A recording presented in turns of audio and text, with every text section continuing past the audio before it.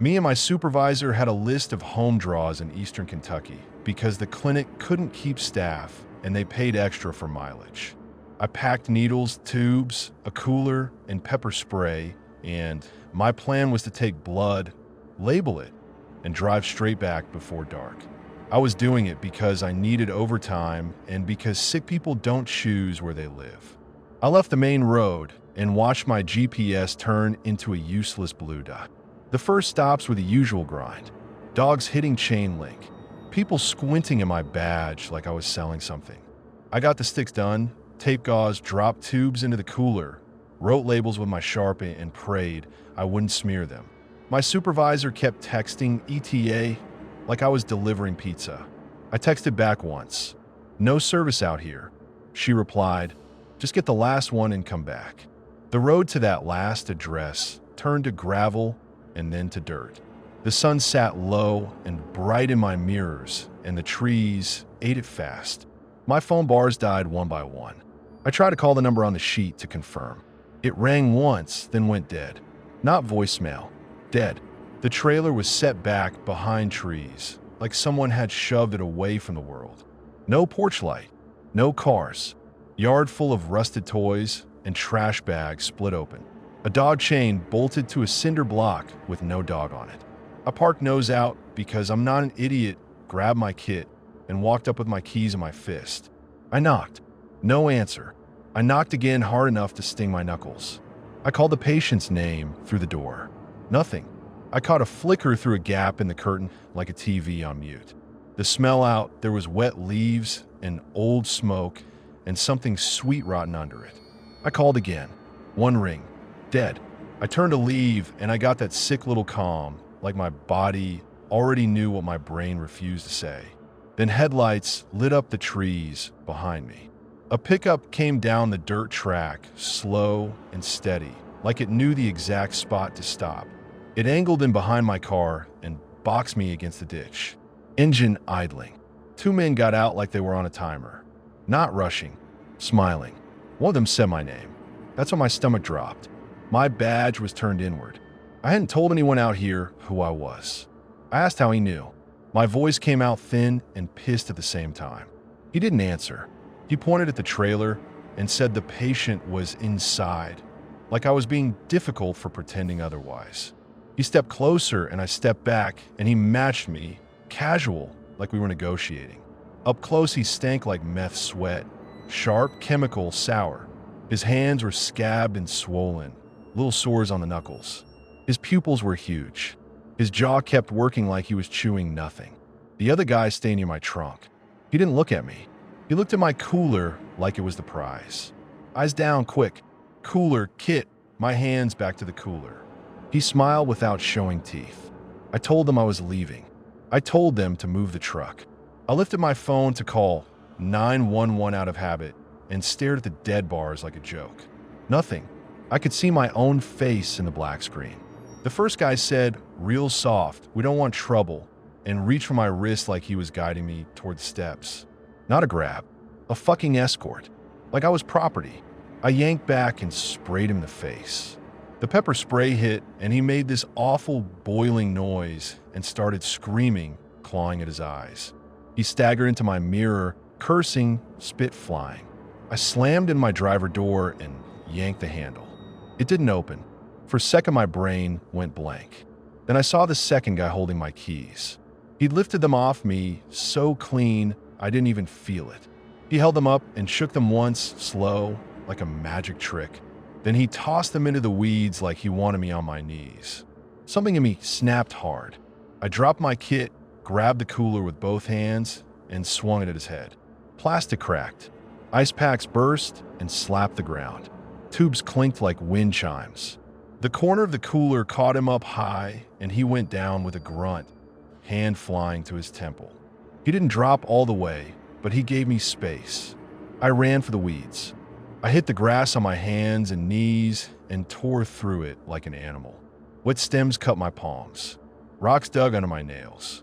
Behind me, the first guy was still screaming and wiping his face, and that sound turned mean fast, like he wanted to kill me just for hurting him. I found my keys by touch. Cold metal. I lunged back to the car, shoved them in, and the door opened like it had been fine the whole time. I fell into the seat, jammed the key into the ignition, and started the car on the first try like luck decided to show up late. I reversed hard, tires spitting dirt, and cut around the pickup. The first guy slapped my window with an open hand as I went by, close enough that I smelled the spray and sweat through the crack in my weather seal. I didn't look at him. I just drove. In the mirror, I saw the truck lurch like it might chase. Then it stopped. The headlights shut off. That choice scared me worse than a chase. It felt like they didn't need to follow because they'd already gotten what they came for. I didn't stop until I hit a gas station on the main road with lights and people and a fryer smell. I stumbled inside and told the cashier to call 911. I said it loud enough that everyone turned and stared, and I didn't care. My hands wouldn't stop shaking. My throat burned from the spray. The cops showed up slow and tired. They asked for an address. I gave them what was on my sheet and tried to describe the turnoffs. They looked at each other like I was wasting their night. One of them asked if I was sure I had the right place. I wanted to scream. My supervisor called while I was standing under the canopy lights. First thing out of her mouth wasn't, "Are you okay?" It was, "Do you have his samples?" I told her I'd just gotten attacked. I told her there were two men, a truck, no signal. They blocked my car. She went quiet for a beat, then said, flat, "So you're not bringing anything back tonight?" I snapped and told her to come get them herself if she thought I was lying. She said to calm down. She said I'd better have a damn good incident report because missing specimens were serious, like being cornered in a dirt yard wasn't. I opened the cooler right there because I needed proof, something physical. The lid was cracked. Ice water pooled at the bottom. My paperwork was soaked. The blood tubes were gone. Not broken, not spilled, gone. The biohazard bag was gone. The labels were gone too. My handwriting, the barcodes, the chain of custody stickers. Everything I'd drawn that day was missing, like the cooler had never been mine. All that was left was one empty tube cap rolling around and a strip of gauze stuck to the side. I showed the cops, and they shrugged like it was my fault for swinging it. One of them said maybe I dropped the bag and an animal dragged it off. He said raccoon with a straight face. I stared at him under the white lights and felt my mouth go numb. The week they audited my route like I was a thief. They pulled my mileage logs, my timestamp texts, my dashed GPS history. My phone had that gap where the signal died, and it made them act like the gap was a lie. One office lady said, half joking, that Kentucky makes people dramatic. I wanted to grab her by the shoulders and drag her into that yard. A couple days later, one of the earlier patients called asking why they had to get stuck again because the lab lost it. I listened to my supervisor apologize and blame courier issues. She never said my name. She never said two men tried to pull me toward a dark trailer. She kept it clean because clean is easier to file. I stood there holding my cracked cooler and felt like I was watching someone erase me in real time. I tried to pull the address up again on my own, just to prove I hadn't hallucinated it. The GPS pin floated in the middle of woods. No house number, no Draibwa, just trees. I drove by in daylight on the main road once, hard in my throat, and I couldn't even find the turnoff. Like the dirt track had never existed, or like it did, but only when you were stupid enough to need it. Back at the clinic the next day, nobody treated it like an assault. They treated it like I'd screwed up inventory. My supervisor made me list every tube, every needle, every label roll. She implied, careful and quiet, that maybe I'd lost samples at a previous stop and made up a story to cover it. She asked why I didn't get a plate. She asked why I didn't take a picture. She asked why my keys were accessible, like I hadn't been fighting for my life. I argued with her in the hallway until my voice shook and my ears rang. She told me I was replaceable. I told her she was a coward hiding behind policy. She wrote me up anyway. The worst part isn't even the write-up. It's that those men didn't want my wallet. They didn't want my car. They wanted my supplies, sure, but they also wanted the one thing that would prove I'd been there, the tubes and the labels. They wanted the trail cut clean, and they did.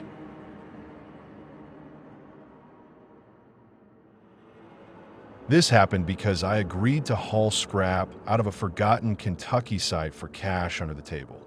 I packed a bolt cutter, gloves, and a flashlight, and my plan was to meet a guy at a pull-off, follow him to an old equipment shed, load whatever metal was left, and be home before midnight. I went because I'm stupid about money and because I believed abandoned meant empty. I followed his truck into the trees until my phone became a brick. Darren's taillights stayed just far enough ahead that I couldn't read his plate. Every time I sped up, he sped up. Every time I backed off, he slowed like he was checking if I'd bail. The road tightened into a rutted two-track, branches scraping my mirrors, and my GPS spun like it was embarrassed. I told myself I'd grab a load, get paid, and never answer a message like that again. We met at a gravel scar by a creek. Darren stood there with his hands in his hoodie pocket, smiling too wide, acting like we were friends. I asked about pay, and he flashed a folded wad, then stuffed it away and said he'd pay when we were loaded. I said no, pay now or I'm gone. His smile didn't drop, but his eyes did. He said, calm as a preacher, that I could leave if I wanted. Good luck finding the way back with my phone dead. That little threat sat between us like a third person. I told him to quit the games. He just turned and walked back to his truck like the conversation was over. He drove first. I followed because I'd already swallowed the hook. 10 minutes turned into a long crawl under trees that blocked the sky. When we finally stopped, the shed was a collapsed tipple structure near an old mine cut, half hidden by vines. Rusted conveyors, broken beams. The place smelled like damp coal and wetwood. Darren kept talking, filling the silence, calling it easy money, acting like the whole thing was normal. I tried to back out again. I said this looks like somebody's land, and I'm not getting shot over scrap. Darren stepped close enough that I caught cigarette and something sour on his breath. He told me to quit being a bitch and start working. He said if I wasted his time, he'd leave me out here. I said he wasn't leaving in my truck. He laughed like that was cute, then glanced over his shoulder into the trees like he was checking on someone. That made the back of my neck heat up. I asked if we were alone. He said, "Why, you scared?" and smiled again, like he wanted me to say yes. He led me to a pit opening framed by timbers. Inside, my light caught metal shapes, old rails, a cart frame, chunks of cable. Real scrap, enough to be worth it, which is why this worked. Darren told me to climb down and start cutting. He already had a rope looped around a timber, already had his hands on it, smiling like a gentleman. I should have left right there. Instead, I climbed because I wanted the payday and because Darren stayed at the top, smiling, holding my rope like a gentleman. The rungs were slick. My boots hit mud. My flashlight beam cut through dust and landed on something pale on the floor bones. Not animal. Human looking, too long, too clean.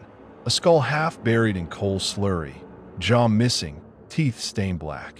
There were other pieces tucked into corners, too neat, too stripped like something had cleaned them. I looked up and Darren was still smiling. He asked if I see anything good. His voice bounced in the shaft and came back warped. I told him there were human bones and to pull me up. He didn't. He stepped back and I heard another voice above him. Someone else, laughing low. The rope went slack like they'd tossed it aside. Panic hits you stupid.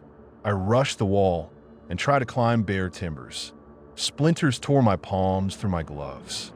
The wood flexed and I fell back into the mud hard enough to knock breath out. My light skittered but didn't die. Above me, they started dropping things. Rocks, chunks of coal, old bolts, testing how close they could hit without killing me. It was a game. A bolt rang off a timber by my ear, and the sound made my teeth ache. I screamed until my throat burned. They shouted down that I trespassed, that I was stealing, that I was lucky they weren't worse. Every word was permission they granted themselves.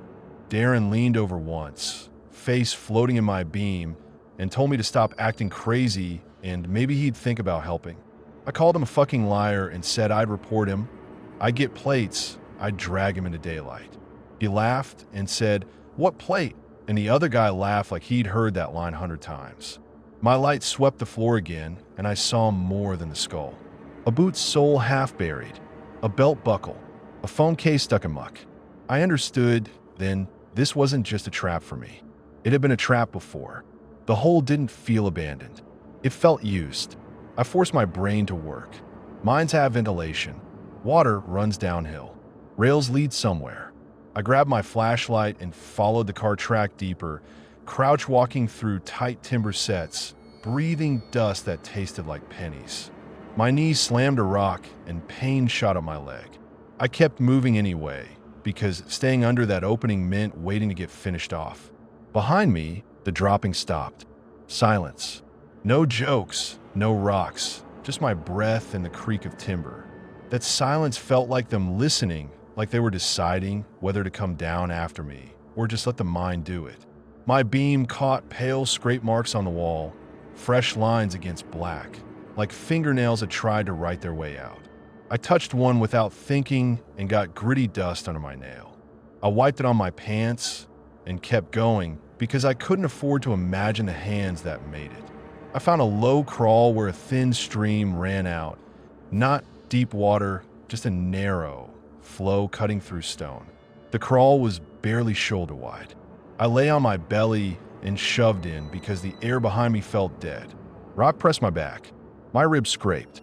My shoulders wedged, and I had to exhale hard to squeeze. Something sharp sliced my forearm, and warm blood ran down into the cold trickle. I didn't even stop. Stopping felt like dying. Behind me, I heard a scream, high, raw, close. Not mine. A second person had been tossed down after me. I heard them sobbing and slapping hands on rock, begging, and then I heard Darren and his friend laughing above, muffled but clear enough to understand. They weren't just trapping trespassers. They were feeding the mine, and the mine was doing the quiet part. I could have tried to go back. I could have tried to guide them into the crawl, but I was stuck half in that squeeze with my lungs already failing, and if I backed up, I'd probably jam myself for good.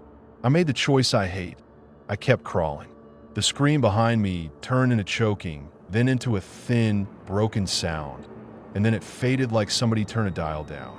After what felt like hours, the crawl spit me out into a drainage ditch in the woods. I lay in mud and sucked air like it was the first time I'd ever breathed. I stood up shaking and realized I had no idea where I was. Trees in every direction. No lights. No signal. Just my own heartbeat trying to punch through my ribs. I stumbled until I hit pavement and flagged down the first truck. The driver slowed like he thought I was a tweaker. He kept his door locked and called 911 while I stood under his headlights, black with coal, bleeding from the arm, shaking so hard my teeth clicked. When the cops showed up, they started with the lecture, private land, trespassing, tools. I snapped and screamed at them to shut the fuck up and go look at the hole. One of them grabbed my shoulder like I was about to swing. I yanked away and pointed at the woods, shouting bones, skull, roped two men. They stared at me like I was a problem that needed to be contained. They searched. They found the mine opening. They found footprints. They found nothing else. Darren's name wasn't real. The truck plate came back to nobody. The shaft looked collapsed in a way that felt fresh.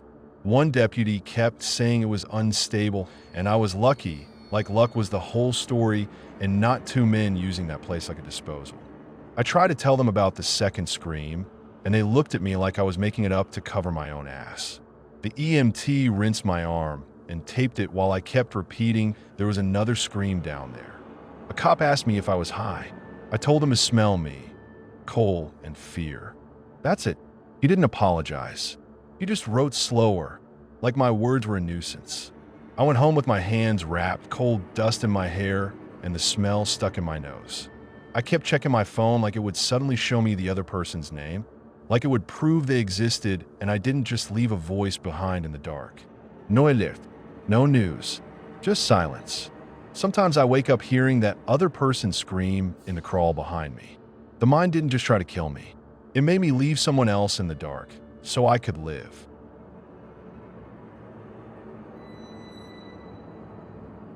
I took a Kentucky duck cleaning job because the contractor promised cash if we finished before the building reopened. I packed a headlamp, a knee pad, and a cheap gas meter, and my plan was to crawl the old service tunnels under a courthouse annex, vacuum decades of dust, then be back in daylight before lunch. I went with one co-worker, Jay, because the crawl space was too manned for safety. I remember joking about how Kentucky has caves everywhere and how this place probably sat on one. The contractor met us behind the annex and acted like we were doing him a favor by showing up. He kept saying, "Just ducks," and "don't make it weird." Then he pointed at his watch and promised cash if we finished before the public came back in. I asked about permits, and he scoffed, like paperwork was for people who didn't need money. The hatch door was behind a storage closet that smelled like wet paper. We dragged out broken chairs and boxes of old files, popped the latch, and cold, stale air slid out and sat in my throat. We dropped into a concrete corridor barely wide enough to squat walk. Dust floated in our headlamp beams like ash. Duct ran overhead on rusty straps. Jay started coughing and blamed mold. I watched my gas meter bounce like it was nervous too. We worked an hour. Hose forward, vacuum on, wipe vents, tug the line when it snagged, curse, repeat. The boredom made Jay sloppy and loud. He yanked the hose hard, rammed his shoulder into the wall, and snapped at me when I told him to ease up. He wanted the bonus, so bad it was like he could already feel bills falling off his back. I kept checking the meter because the air felt wrong, cold but stale, like it hadn't moved in years. Then I heard water, not a drip, a thin moving sound like a stream sliding over stone. I killed the vacuum and listened. It kept going. Jay waved it off and said pipes, like saying it made it true. I stepped forward and the floor under my boot squished. I lifted my foot and saw a shallow sheet of water creeping along the corridor, carrying dust and little dead bugs. No dran, no sump, nothing that explained it. It was just arriving. My gas meter chirped. Oxygen low. Not catastrophic yet, but low enough to make your brain start bargaining. I told Jay we were leaving. He got pissed because we were almost done, because the contractor owed us because I always panic. He kept talking like volume could bully the tunnel into behaving. I grabbed his sleeve and pulled. He jerked away and stepped into a darker side passage where the duct line bent off.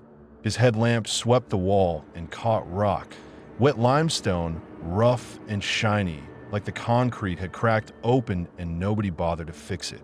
The water sound got louder. Jay grinned like he'd found a shortcut in a story. I told him no. He crawled in anyway, stubborn as hell, like I dared him. I went after him because leaving him alone felt like murder. The rock passage pinched tight and sloped down. My knee scraped raw. My shoulder jammed on a bend and pain shot down my arm. The air got colder and heavier, like it didn't move unless you forced it. My headlamp flickered once and came back dim. The meter chirped again, faster. Jay's light bobbed ahead, then stopped. I heard him breathing hard. I heard him say my name once, quiet, like he didn't want to waste air. Then he gagged like he'd swallowed something wrong. I wriggled through the bend, and my beam hit Jay's boots, just his boots at first. Then his legs angled down into a hole in the floor. The hole wasn't wide. That's what fucked me up. It was narrow, greedy, a crack that shouldn't fit a person, but was taking one anyway. Water slid around him in a thin sheet and sucked toward that opening like a drain with no pipe. Jay clamped one hand on the rock lip. The other arm vanished in a black, pinned by his own weight and the pull. He wasn't falling. He was being fed in inches. I grabbed his belt and pulled. The webbing burned through my gloves. I dug my boots in and hauled until my back cramped. He rose maybe an inch, and the hole took it back like nothing. He kicked once, and a boot slipped off and vanished. That sound, boot gone, hit my stomach like a punch. Jay's eyes went huge. He sucked in and coughed when water splashed his mouth. My meter went from chirps to a full scream. My vision narrowed. The tunnel tilted like I was drunk. I kept pulling because letting go felt like deciding. Jay's fingernails scratched pale lines into the rock as his grip slid. He tried to inhale and got wet air. His mouth opened, water slapped his teeth, and he gagged again. I did the cruel, desperate thing. I let go of the belt and shoved my arm into the gap beside him to wedge him. like a human doorstop. The pressure slammed my forearm and pinned it. My bones rang. Skin tore on stone. It didn't stop him. It just trapped me too, and for a second, I felt the cave's logic in my own body. It doesn't attack, it just takes space and breath and time until you pay. I ripped my arm out and crawled backward, sobbing without sound because I couldn't spare air for noise. Jay's light bobbed once, then dropped and vanished down the hole like a coin into a well. No esplas. No echo that made sense. Just gone. The water kept sliding toward it, calm and steady, like the place was swallowing lunch. I turned around in that tight rock tube and crawled out. I followed the duct line like a leash, half blind, gas meter screaming, lungs burning like I'd inhaled bleach. I hit a bend and panicked, thought I was crawling deeper, slapped the wall until I found metal again. I tasted pennies. My hands went clumsy. I forced myself forward, one strap, one bolt, one shove, because stopping meant lying down and never getting up. I kicked the hatch open so hard my shin split, and I fell into the storage closet like I'd been reborn in a stale office air. I crawled into the hallway and started banging on doors until somebody opened one and saw my face and stopped asking questions. When I said low oxygen, everything got real fast. Firefighters showed up with packs and ropes. The contractor appeared too, suddenly concerned, suddenly trying to steer me away from the county staff. He grabbed my elbow and hissed that I shouldn't say cave, that it would turn into a thing. I jerked free and told him to get the fuck off me. They took my meter off my belt like it was evidence and not a cheap plastic thing that kept me alive. A deputy asked me why we were down there without county maintenance, like I'd planned the whole mess. I tried to explain the contractor's deal, the rush, the bonus, and the deputy's face did that flat look people get when they decide you're an idiot first and a victim second. A fire captain made me walk him through it twice, pointing at spots on a printed floor plan I could barely read because my hand shook so hard the paper rattled. He told me I did the right thing by getting out when the meter screamed. Then he added, quieter, that if I'd stayed another minute, they'd have been pulling 2 bodies out of that rock instead of none. The contractor kept hovering, trying to talk over me, trying to rename everything. He called it a washout. He called Jay a temp. When the captain asked for his permits, the guy started stammering and suddenly remembered an office copy. I watched him sweat, watched him lie, and I wanted to put him through the hatch myself. Later, in the ambulance bay, he had the nerve to tell me to say Jay went off-route on his own. Like I could wash my hands with that.